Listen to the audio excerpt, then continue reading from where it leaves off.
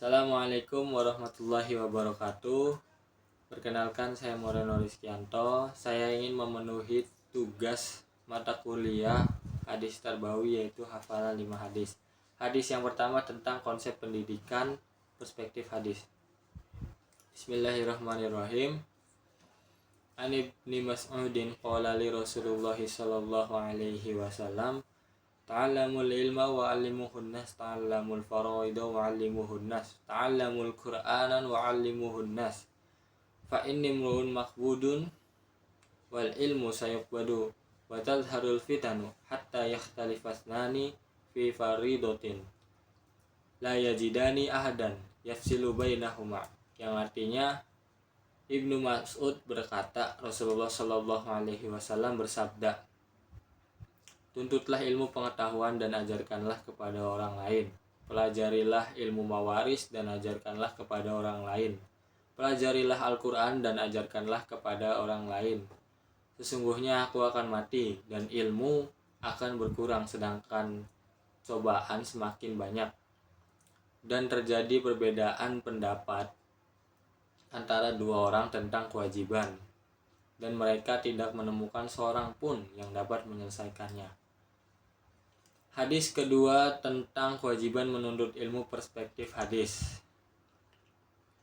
An Anas bin Malikin qala Rasulullah sallallahu alaihi wasallam, utlubul ilma walau bisin, fa inna talabal ilmi faridatun ala kulli muslimin. Innal malaikata tad'u ajnihataha li talibil ilmi ridwan bima yatlubuhu. Yang artinya, dari Anas bin Malik berkata, Rasulullah Shallallahu alaihi wasallam bersabda, tuntutlah ilmu walau di negeri Cina. Sesungguhnya menuntut ilmu adalah kewajiban bagi setiap muslim. Sesungguhnya malaikat meletakkan sayapnya bagi para pencari ilmu karena ridho dengan apa yang dicarinya. Hadis yang ketiga tentang ilmu dan ulama. An Abi Hurairah radhiyallahu anna Nabiy sallallahu alaihi wasallam qala idza matal insanu in qata amaluhu ila min salasin shadaqatin jariyatin aw ilmin yuntafa'u bihi aw waladin sholihin yad'u lahu. Yang artinya, dari Abu Hurairah radhiyallahu an berkata, Rasulullah shallallahu alaihi wasallam bersabda, apabila manusia meninggal dunia, semua amalnya terputus kecuali 3, sedekah jariyah, ilmu yang bermanfaat, dan anak yang mendoakannya. Ini hadis riwayat Muslim. Hadis yang keempat tentang peserta didik perspektif hadis. An Abi Hurairah radhiyallahu an yaqulu sami'tu Rasulullah sallallahu alaihi wasallam yaqulu ala inna dunya mal'unatun mal'unun ma fiha illa zikrullah wa ma walahu wa alimun aw muta'allim. Rawahu Tirmidzi.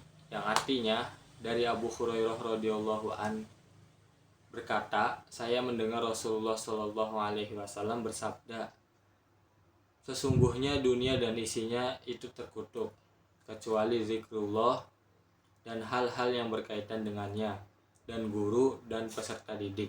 Hadis riwayat Tirmidzi. Dan hadis yang terakhir yaitu tentang usia dan belajar mengajar dan tugas belajar mengajar. An Amri bin Su'aibin an abihi an jaddihi qala Rasulullah sallallahu alaihi wasallam, muru auladakum bis salati wa hum abna'u sab'i sinina wadribuhum 'alaiha wa hum abna'u ashrin wa farriqu bainahum fil madadi'i.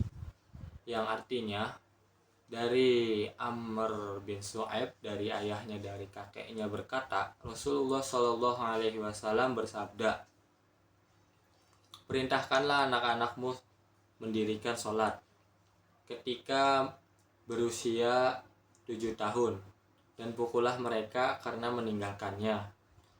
Dan ketika mereka berusia 10 tahun, pada saat itu pisahkanlah tempat tidur mereka. Hadis riwayat Abu Daud.